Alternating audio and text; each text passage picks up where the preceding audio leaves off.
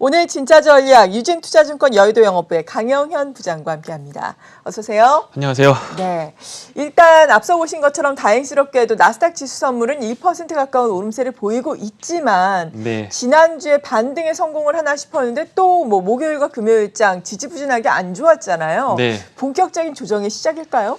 글쎄요, 일단 조정은 10%, 네. 전체적으로 보면 고점 대비 10% 정도 빠졌는데, 그렇죠. 이게 말씀하시는 대로 이게 조정이다라고 하는 것만 개런티만 된다라고 하면 걱정할 게 사실은 없습니다. 조정이라는 네. 건 10%에서 15% 정도는 상승장에서 얼마든지 있었기 때문에 지난주에 어떤 흐름을 보면 10% 정도까지 조정을 나스닥이 보였기 때문에 이러면 이제 여기서 사면 되는 거 아닌가라는 생각을 할 수도 있습니다. 근데 거시경제적인 부분, 그러니까 멀리 봤을 때 이게 조정이냐 아니면 하락의 시작이냐라고 하는 부분에 대해서 지금 고민할 시기에 장이 빠지고 있기 때문에 투자자들이 조금 어려움이 있다라는 겁니다. 다만 유동성이라고 하는 부분은 지켜지고 있다라는 거고, 그 유동성을 조절하는 수도꼭지는 계속 틀려 있기 때문에 연준의 애티튜드가 변하지 않고 거시경제적에서 물가 같은 부분이라든가 어떤 추가적인 돌발 변수들이 발생하지 않는다라고 하면 여기서 끝나고 다시 반등할 가능성이 있다라고 하는 게 전문가들 의견입니다.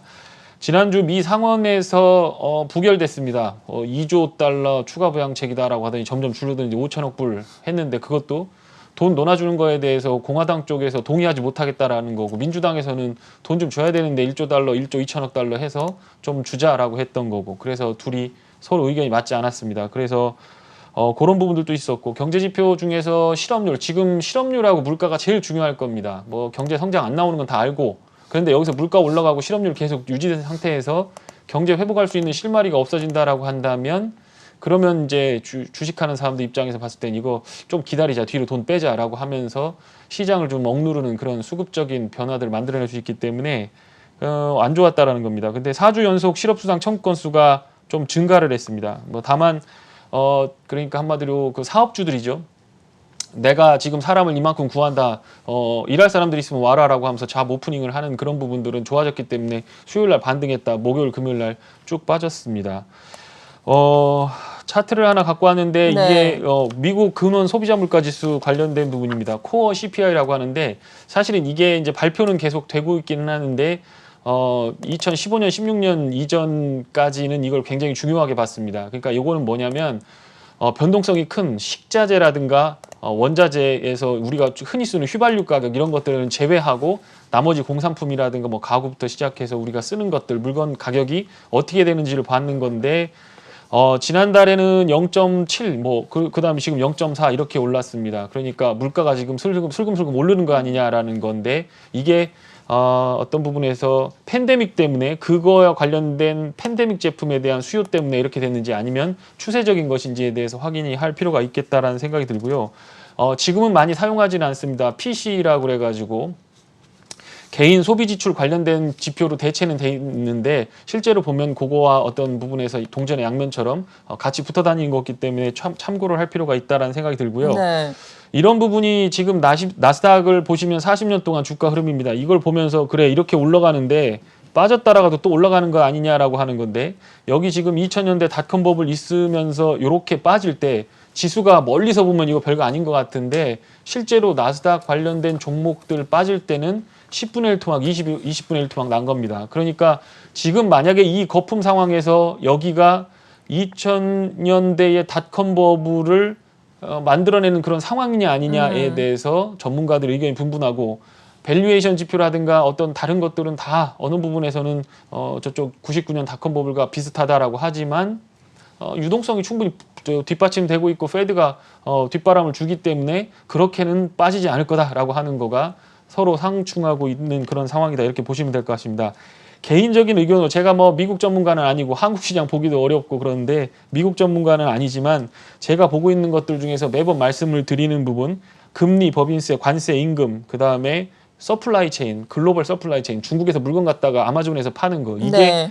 중국을 대체할 수 있는 뭔가가 나오지 않으면 어렵다라는 부분이고요. 지금 노이즈 중에서 제 귀를 계속 따갑게 만드는 부분이 뭐냐, 애플 니들 앱스토어 30%씩 떼가는데 그거 너무 버겁다라는 거예요. 장사하는 사람들이 10%, 15%면 이해하겠는데 거기서 물건 파는 매출의 30%를 가져간다. 니들 너무 독점적인 지위를 가지고 문제 삼는 거 아니냐라면서 유럽이라든가 한국이라든가 이런 데에서 반발을 하고 있다라고 하는 부분이고, 또 넷플릭스부터 시작해서 많은 글로벌 우리가 빵만이라고 하죠. 그런 기업들의 독점적인 지위가 흔들흔들 거리는 이슈들에 대해서 뉴스들이 계속 꽂히고 있다라는 거고, 그렇게 되면 지금 나스닥을 지금 가격 이상으로 지탱할 수 있는 성장 동력의 굉장히 중요한 부분을 상실하는 거기 때문에 거기에 대해서 초점을 좀 맞추고 가보시면 될 것 같습니다.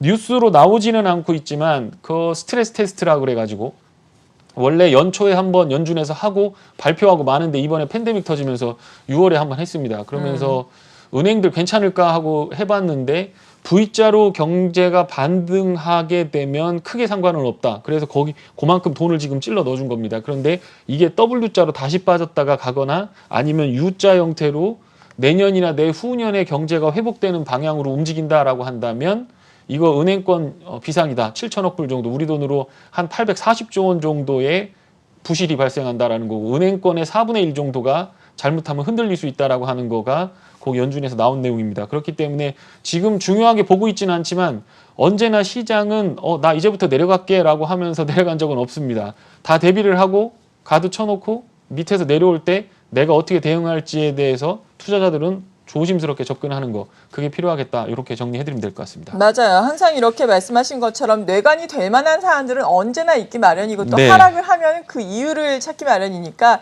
여러 가지 그 하락할 수 있는 뇌관들을 살펴보면서 약간 대비는 해놔야 되겠습니다. 국내 증시 같은 경우에는 지난주 같은 경우에는 개인 투자자들 역시나 큰 폭의 유동성으로 그래도 어느 정도 지수가 버텨주지 않았습니까? 네.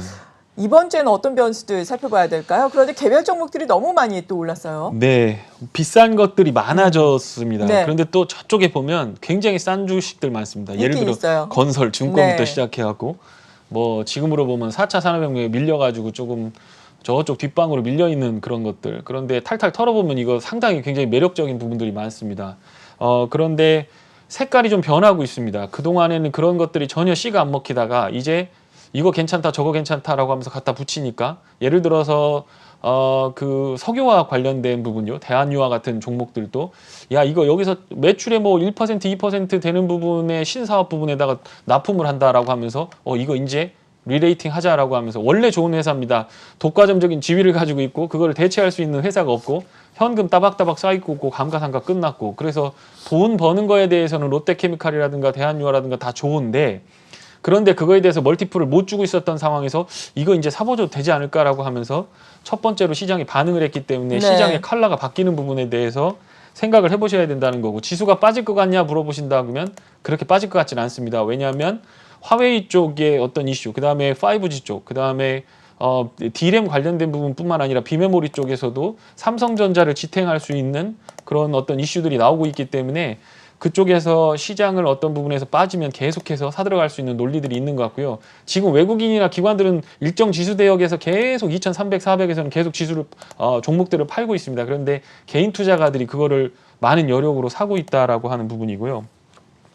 반도체 쪽에서 D램 가격이 부진할 거라고 생각했는데 화웨이가 이거 규제되면 반도체 없으면 안 되니까 미리 땡기자라고 하고 주문했다는 얘기가 뉴스가 나왔기 때문에 오늘 뭐 반도체 관련된 데 한번 보시면 될 것 같고요. 퀄컴이라고 하는 이 스마트폰, 그 옛날에 삼성전자가 살려준 회사입니다. 그 CDMA 방식, 코드 분할 접속 방식이라고 하는 거죠. 그거 기술을 만들었는데 아무도 사주는 사람이 없었을 때 삼성전자가 가서 떡하니 사줘가지고 그 회사 살려낸 건데, 지금은 정말 옛날 얘기긴 예, 하네요. 엄청 20년 전 얘기입니다. 근데 그 회사가 지금은 삼성전자한테 와가지고 5G 관련된 부분에서 주문을 내겠다, 뭐 네. 1조 정도에 주겠다는 건데, 그게 왜 의미가 있냐면 기술력 부분뿐만 아니라 지금 삼성전자가 향후 성장 모멘텀으로 보고 있는 파운드리 부분에서 기술력을 인정받았다라고 하는 거, 이런 회사도 여기다 맡기는데 내가 못 맡길 이유가 없지라고 하면서 글로벌 회사들이 주문을 줄 가능성이 있기 때문에 굉장히 좋은 이벤트가 될 것 같다라는 부분이고요. 지금 보시면 LG전자라든가 뭐 LG 디스플레이부터 시작해서 그동안 이중으로 밀렸던, 예전에는 그걸 뭐 블루칩, 옐로우칩에서 옐로우칩으로 분류가 됐던 것들인데 그런 것들이 색깔이 좀 변하면서 빨간색을 보이고 있기 때문에 그쪽도 한번 살펴보시면 될 것 같다는 거고, 지금 디지털 뉴딜이라든가 뭐 그린 뉴딜 이런 것들, 그 다음에 거기다 또 디지털 댐이라는 거 갖다 붙였습니다. 아마도 예전에 그 1940년대 대공황 때 그거 했던 거를 그대로 본 것 같습니다. 그 후보댐을 보고서 거기다 디지털댐을 갖다 이렇게 붙여서 이름을 지은 것 같은데 어쨌든 그런 쪽에서는 정부가 추진하는 거에서 뭐 가서 기획안을 내고 뭐 장관 뭐 도장을 받고 대통령 서명을 받았다 그러면 그 다음부터는 그놈을 들고 내려와서 공무원들이 와서 요건 어떻게 존을 집행하고 어떻게 추진할 거다라는 걸 세부 사항들을 계속 집행을 하면서 뉴스들이 흘러나오게 돼 있습니다. 그러니까 주가가 올랐다가 빠지면 거기서 또 사놓으면 그런 뉴스들을 타고 또 올라가고 하는 그런 흐름을 보일 거고 이 부분은 고용시장과 관련돼 있는 거고 얼마 안 있으면 발생할 수 있는 대선 국면에서도 굉장히 큰 이벤트 역할을 할 거기 때문에 정부가 포기하지는 않을 것이기 때문에요. 이런 쪽은 계속해서 지속적으로 보시면 될 것 같습니다. 그동안 죽어 있었던 이마트, 롯데쇼핑 이런 것들이 주가 흐름을 반대로 돌려 보이고 있습니다. 그동안에는 오프라인 장사하는 업체 아니냐라고 봤는데 요 뭐 앱 하나 만드는 거 얼마 안 드니까 그거 만들어 갖고 소비자들한테 팔고 나서 보니까 오프라인 쪽에서 시너지 쪽으로는 거점을 확보하고 있는 이 부동산을 많이 쥐고 있는 기존의 유통업체들도 주가가 상승할 가능성이 상당히 높다라고 하는 거, 그거에 대해서 시장이 주목하고 있다라는 거. 그러니까 팬데믹 때문에 언택트로 쏠려 있던 부분이 시장이 한쪽으로 쏠려 있다가 조정주는 어떤 부분에선 반대 방향으로 흘러가는지에 대해서 한번 확인하는 그런 한 주가 되면 되실 것 같다. 이렇게 정리해드리면 될 것 같습니다. 네, 이런 가운데 저희가 항상 유망 종목들 또 마지막에 제시를 해드리고 있죠. 지난주에 제시해주신 종목들 리뷰를 한번 해볼 텐데 대표적으로 테스나 같은 경우에는 꾸준하게 올랐죠. 한 주 동안 한 12%의 수익률을 기록했고 두산 퓨얼셀 사실 주 중반 후반에는 조정을 받았지만 워낙에 월요일에 또 상한가 기록했잖아요. 지금 꽤나 높은 수익률 기록하고 있는데 먼저 이들 대표적인 종목들 어떻게 이제는 할까요? 좀 많이 올라왔잖아요. 네, 어떤 두산 퓨어셀이라든가 그 수소차 관련된 네. 부분, 에너지 산업 구조 관련된 부분은 내리면 사줘야 됩니다. 그러니까 마음이 갖고 있을 때 불안한 주식이 있고 없을 때 불안한 주식이 있는데 그린 뉴딜이라든가 디지털 뉴딜 관련된 주식들은 없으면 불안할 겁니다. 그러니까 급하게 올라가는 날 따라서 할 필요는 없겠지만 좀 조정 보일 때 한번 해보면 될 것 같고요. 정부가 무슨 생각을 하는 거냐라고 하는 겁니다. 정부가 지금은 다른 데서 투자할 거는 삼성이라든가 현대차 앞으로 어떤 트렌드를 주도할 수 있는 사기업들 뿐만 아니라 정부가 그거에 대해서 뒷바람을 주겠다라는 건데 지금 탄소 에너지 관련된 부분에서 규제가 굉장히 세게 나오고 있습니다. 네. 그러니까 앞으로 10년 동안 그동안 설치했던 해상풍력이나 태양광에 3, 4배를 매년 투자해서 10년 동안 투자를 해야만 지금 2030년대에서는 그 기준을 글로벌 기준을 맞출 수 있기 때문에 정부는 중간에서 포기하거나 어떤 중간에 드랍할 가능성은 많이 없다라는 거고요. 국내 시장은 많이 좁기 때문에 기껏 해봐야 뭐 저쪽 풍력단지 20-30기씩 해서 서너 군데에다 까는 거, 그러니까 규모로 본다면 1조 5천억 정도 까는 정도에서 그칠 겁니다. 그런데 그걸 가지고 가서 해외 수출할 수 있는 거가 뭐가 있느냐라고 하는 거고, 그렇다 보면 풍력 타워를 만드는 그 철제, 단조 제품 이런 것들은 싣고 가는데 돈이 많이 들죠. 그러니까 해외 공장이 있는 것들을 중심으로 봐야 되는 거고요. 터빈으로 볼 수 있는 거라든가 수소차에서 연료전지 관련된 부분은 잘만 만들어 놓으면 얼마든지 팔 수 있는 뭐 현대차도 있고 그다음에 두산중공업도 있고, 그렇기 때문에 어떤 부분에서 스테이션뿐만 아니라 모바일 쪽에도 모빌리티 쪽에서도 상당히 큰 매력이 있는 그런 종목들로 집중을 해보시면 될 것 같다라는 생각이 들고요. 반도체 쪽 지금 그 테마주들이 막 올라가다 보니까 반도체 쪽 안 좋은데 네. 요거 내년에는 반도체 상당히 좋습니다. 그러니까 빠지면 사야 됩니다. 테스나뿐만 아니라 ENF, 원익QNC 같은 것들은 지속적으로 보면서 매매를 하시고 동진세미캠부터 시작해서 DB하이텍 비메모리, 메모리 나누셔가지고 소재 부품, 소재단은 공장만 커지고 캐파만 커지면 그거 섞어서 갖다 납품하면 되는 거거든요. 가스든 뭐 액체든 마찬가지입니다. 그러니까 공장이 캐파가 증설하는 국면에서 소재에 관련된 기업들은 1월 달에 CER 들어오는 거 빼놓고는 나머지는 계속 계단식으로 실적이 상승하기 때문에 내년, 내후년까지 봐도 그 문제가 없는 종목들이기 때문에 한번 보시는 게 괜찮을 것 같다는 생각이 들고요. 5G 관련된 종목도 지난주에 조금 뭐 부진하긴 했습니다만 그래도 주가 상태를 보시면 계속해서 꾸준하게 지키면서 조금 올라가고 있기 때문에 네. 해외 수출 모멘텀뿐만 아니라 국내에서 5G 관련된 내용들이 어떤 부분에서 리레이팅이 되는 그런 시점을 기다려 보시면서 매매를 해보시면 큰 문제는 없을 것 같다. 이렇게 정리해드리면 될 것 같습니다. 네, 그렇다면 이번 주에 추가로 말씀해 주신 종목들은 어떤 것들이 있나요? 네, 이번 주에는 어쨌든 제가 여기 종목들은 가져오긴 했는데 네. 테스나 ENF는 그냥 원래 보던 것들이고요. 저게 이제 삼성 SDS, 롯데정보통신, 신세계 INC 이제 유통업체부터 시작해서 대기업들의 SI 업체들, 그러니까 SI라고 하는 뭐냐면 컴퓨터 뒤에서 백단에서 시스템 만들어주는 애들입니다. 그 애들이 좋아질 가능성이 있고, 화웨이 관련된 부분에서 어떤 조금 그 투자를 받고 있는 MC넥스라든가 아나페스 한번 보시면 될 것 같고요.